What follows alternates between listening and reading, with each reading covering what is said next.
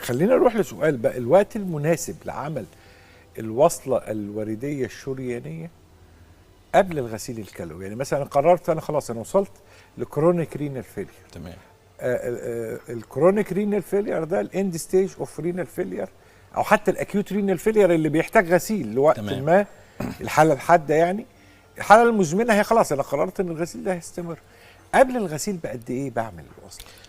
بص حضرتك، يعني حسب الناشونال كيدني فاونديشن، يعني منظمه الكلى الدوليه، يعني بتريكومند ان احنا لازم من 4 ل6 شهور قبل ما قرر الغسيل، او ان وظائف الكلى للمريض بدات تعلى. يعني هدي حضرتك مثال، طبعا ده بيكون بيسبقه وعي من المريض نفسه وتوجيه من الطبيب اللي بيعالجه، بمعنى هو ما يحاولش ياخد العيان ان هنبقى كويسين والموضوع هيبقى كويس، لا احنا لازم نحضره نفسيا ونأهله ان احنا مجرد ان وظائف الكلى والبوتاسيوم بدا يعلى. يعني مثلا لقيت عندي البوتاسيوم بدا يوصل ل 5.5 6 داخل على 7، طبعا ده ريسك عالي جدا. الكرياتين بدا يبقى 4، لازم العيان يفكر ان هو يعمل وصله عشان لما تيجي النقطه اللي عندها هيغسل يلاقي مكان يغسل منه بسهوله جدا، وفي نفس الوقت ما يحصلوش منها مشاكل.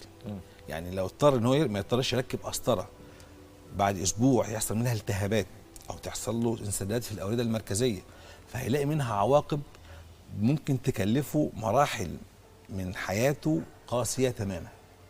ان انا اسبق بعملها قبل ما اضطر ليها ده شيء مهم جدا.